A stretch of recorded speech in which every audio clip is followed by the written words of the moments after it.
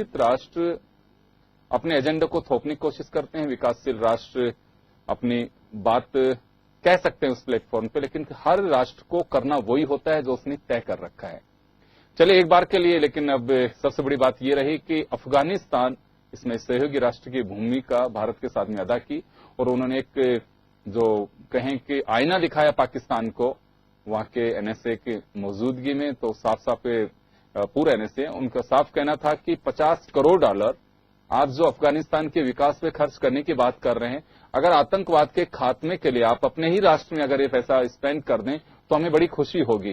तो इसका मतलब एक सीधा सीधा जो मैसेज था, हिंदुस्तान की धरती से बेशक कहा गया हो, कुछ किलोमीटर दूरी अमृतसर से पाकिस्तान है, लेकिन एक बड़ा एक व्यंग्य के साथ साथ एक आईना कह सकते हैं पाकिस्तान के लिए जो दिखाया गया। चलिए लेकिन सुनिए आप हार्ट ऑफ एशिया से इसमें नरेंद्र मोदी क्या कह रहे हैं, असवर गनी क्या कह रहे हैं और अरुण जेटली क्या कह रहे हैं। India part our commitment to our brave Afghan brothers and sisters is absolute and unwavering. The welfare of Afghanistan and its people is close to our heart and our minds. The successful record of our partnership in projects, big and small, in Afghanistan speaks for itself. The principal dimension of our cooperation has always been its people-centric nature. Our joint efforts educate Afghans young and nurture their skills.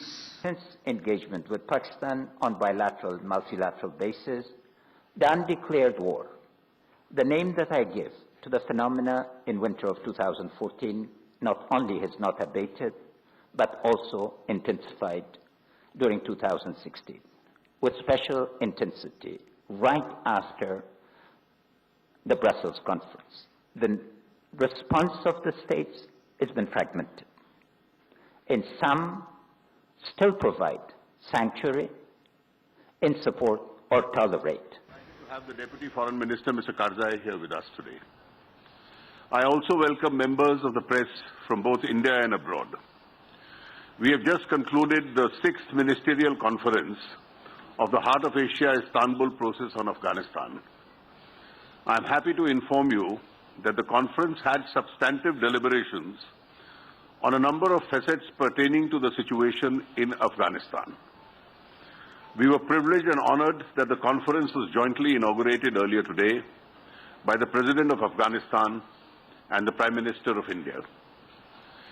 In their respective addresses, both the leaders stressed सबसे बड़ी बात यही रही, नरेंद्र मोदी ने साफ कहा है, उद्घाटन के मौके पे ही कह दिया था कि भारत और अफगानिस्तान दोनों एक महत्वपूर्ण भूमिका अदा करेंगे और आतंकवाद के खिलाफ एकजुट होकर के किसी भी मोर्चे पे, किसी भी मंच पे बात एक साथ उठाएंगे और वहां के जो आर्थिक विकास की बात है, चाबहार बंदरगाह की बात तो हो, चाहे दूसरे प्रोजेक्ट्स की बात, तो दोनों मिलकर के वहां के विकास में चार चांद लगाएंगे और सोशल सेक्टर में भी हिंदुस्तान पूर्ण भागीदारी के साथ में अफगानिस्तान का सहयोग करेगा।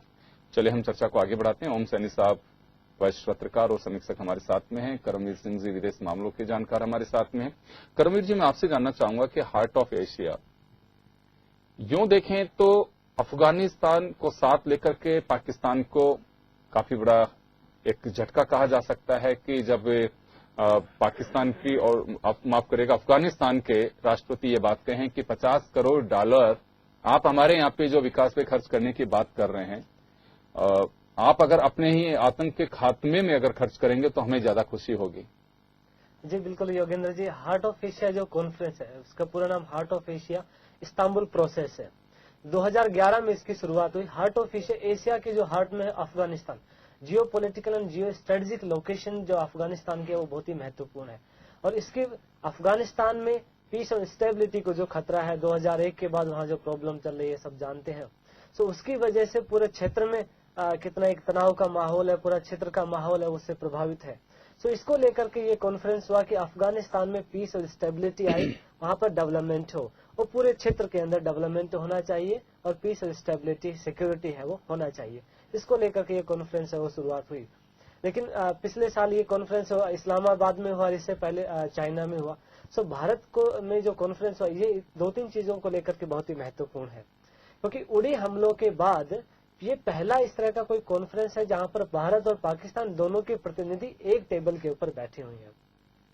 और पूरी दुनिया इस चीज को जानती थी कि आतंकवाद के मसले पर भारत और अफगानिस्तान तो दोनों ही सबसे ज्यादा पीड़ित है, और दोनों ही पाकिस्तान को लेकर के जो उनका अप्रोच है, जो परसेप्शन है, वो इस कॉन्फ्रेंस में निकल करके आएगा।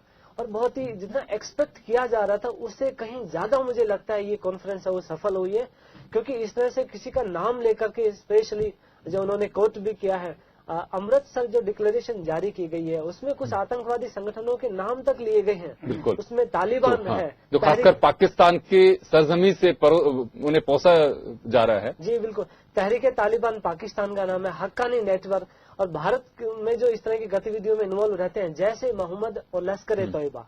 सो पाकिस्तान यहाँ एक असहजता में आ गया है कि वहाँ के उनके जो आतंकवादी संगठन जिसका वो बचाव करते रहे हमेशा, उनका नाम लेकर के कहा गया। और मोदी जी ने तो अपने स्पीच में सीधा कहा है कि जो देश, जो ग्रुप इन आतंकवादियों को फाइनेंशियल और टेक्टिकल दूसरी भी जो मदद प्रोवाइड करवाते हैं, उनको शेल्टर देते हैं, उनको ट्रेन करते हैं, उनके खिलाफ भी एक्शन लिया जाना चाहिए अंतर्राष्ट्रीय समुदाय के द्वारा। और इस मुद्दे पर रीजनल कोऑपरेशन है उसको एनहेंस बढ़ाना चाहिए और ज्यादा स्ट्रेंथ किया जाना चाहिए।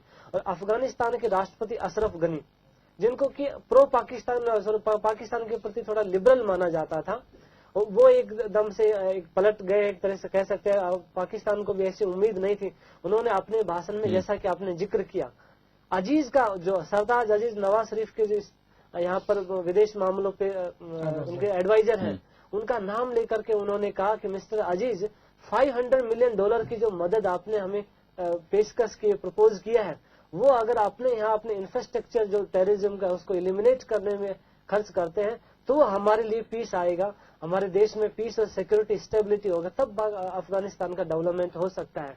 सो पाकिस्तान का नाम लेकर के इस तरह से उनको जलील करना, इवन डॉन के एडिटोरियल में उन्होंने लिखा भी है कि पाकिस्तान के खिलाफ अफगानिस्तान के राष्ट्रपति ने जहर उगलने का काम किया, अपना फ्रस्ट्रेशन उन्होंने निकाला है। बिल्कुल बिल्कुल। तो ये एक मुझे लगता है, और लगातार 2 दिन से ये चर्चाएं वहां की जा रही हैं कि अफगानिस्तान से जिस तरह के दोस्ताना संबंध और इस तरह की बात थी, वो जाकर के और हिंदुस्तान की गोद में बैठे, जो वहां की लैंग्वेज में वहां कहा जा रहा है। और डॉन के साथ में कई ऐसे पेपर्स और न्यूज चैनल्स ने, एक्सपर्टीज ने भी बात कही है कि वो केवल बस अफगानिस्तान इस वक्त नरेंद्र मोदी के इन्फ्लुएंस में आकर के और ये वक्तव्य उन्होंने किया है। और जो देश, एक राष्ट्र अगर दूसरे राष्ट्र को वहां के विकास के लिए अगर कोई राशि मुहैया कराता है तो उसे एक तरह से ये कहा जा सकता, हम ये आम भाषा में कहते हैं, उसका एक तरह से अनादर किया। उन्होंने ठुकराया है कि आपकी राशि आप अपने देश में रखिए और अपने यहीं पे जो हालात उसे सुधारने में खर्च करिए। खैर चलिए, लेकिन देखिए अब आगे क्या परिणाम निकलते हैं, इसकी सबसे बड़ी बात यह है। लेकिन फिलहाल तो हम ये कह सकते हैं कि एक तरह से अमृतसर में एक कूटनीतिक जीत हिंदुस्तान की कही जा सकती है इस मायने में। और जैसे कि करमवीर जी ने कहा कि सबसे बड़ी बात यह है कि उसमें उन ग्रुप